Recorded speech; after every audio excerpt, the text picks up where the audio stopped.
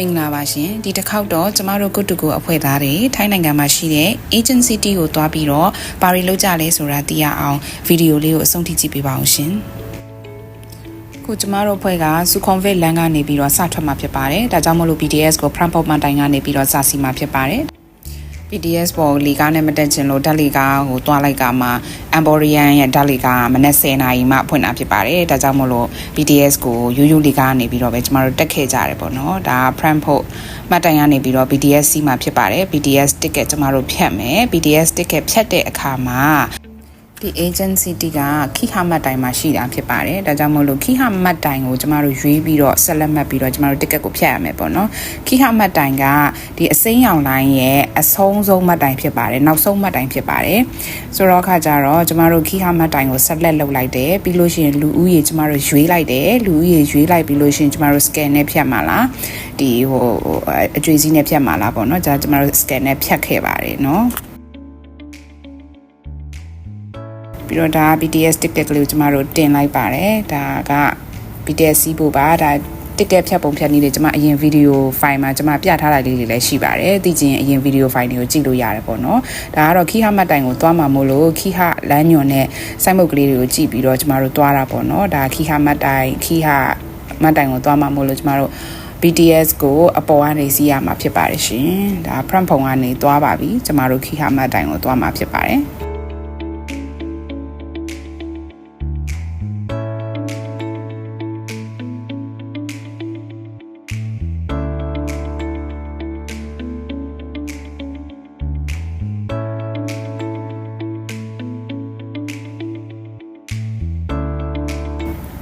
ဒါကျမတို့ခိဟမတ်တိုင်ကိုရောက်ပြီပေါ့နော်ကျမတို့ front ပုံကနေခိဟမတ်တိုင်ကကြတော့နာရီအားဖြင့်45မိနစ်လောက်ကြာပါတယ် BTS ကို45မိနစ်လောက်စီးရတယ်ပေါ့နာရီဝန်းကျင်လောက်စီးရပါတယ်ဒီခိဟမတ်တိုင်ကိုရောက်တဲ့အခါမှာဒီ agency ကိုတွားဖို့ရအတွက်ကိုသူက bus ကားလေးတွေရှိတယ်ဒါခိဟမတ်တိုင်ဘက်ကနေပြီးတော့ agency ကိုတွားဖို့အတွက်ဘယ်ကနေပြီးတော့ထွက်ရမလဲဆိုတော့ကျမတို့ exit ပေါက်ကိုရွေးလိုက်တဲ့အခါမှာသူကကြတော့ Moen Boran လို့ရေးထားတယ်အဲ့ဒါက Asian City ပဲအတူတူပဲเนาะဒီဟာကကြတော့ကျမတို့ဒါ agency ကိုတွားဖို့အတွက်ကျမတို့ကားလေးငှားလိုက်တာပေါ့เนาะဒါရောက်ပါပြီကျမတို့က online booking နဲ့ ticket ကိုဖြတ်ထားတာဖြစ်တယ်။မှဆိုလို့ရှိရင်ဒီ online booking counter မှာကျမတို့ ticket ကိုပြပြီးတော့လက်မှတ်ပြန်ယူရမှာပေါ့နော်။ဆိုတော့ဒါကျမတို့ဒီ counter လေးပိတ်ထားတာနဲ့တခြား counter ကနေပြီးတော့ကျမတို့ယူလိုက်တယ်ပေါ့နော်။ဒါကသူတို့ ticket ကိုယူခဲ့တဲ့အခါမှာသူတို့ကဒီ map ကိုပါတစ်ခါတည်းပေးပါတယ်เนาะဒါက ticket ပုံစံလေးတွေပါဒီ ticket လေးတွေကိုလိုချင်နေဆိုလို့ရှိရင်ကျမတို့ go to go မှာဖြတ်လို့ရပါတယ်เนาะဒါကျမတို့ agency ရောက်တဲ့အခါမှာကိုကဘာနဲ့လဲမှာလဲပေါ့နော်ဒါဒီမှာဈေးနှုန်းလေးတွေဒီမှာတခါလေးရိုက်ပေးထားတယ်เนาะကိုကဘာနဲ့လဲမှာလဲဆိုတော့စပိန်နဲ့လဲလို့ရတယ် e-bike နဲ့လဲလို့ရတယ်ပြီးတော့သူကဗာလဲ baggy လေးတွေနဲ့လဲလို့ရပါတယ်ရှင်ဒါပေမဲ့ baggy မောင်းတဲ့အခါမှာကြတော့သူက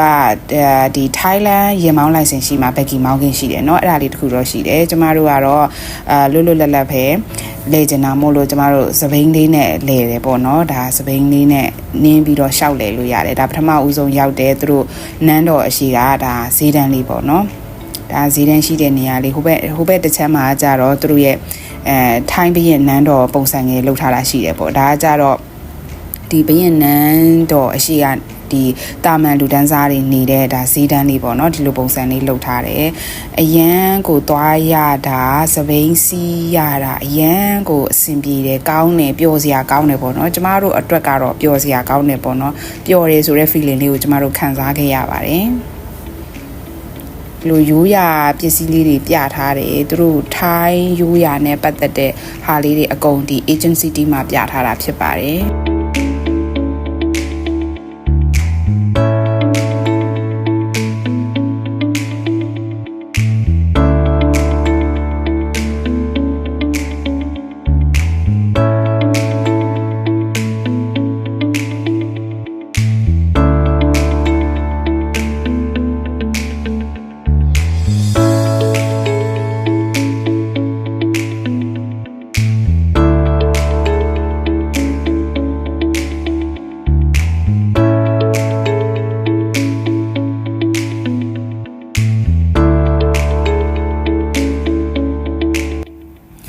ကျမတို့ buffet စားတဲ့နေရာရောက်ပြီပေါ့နော်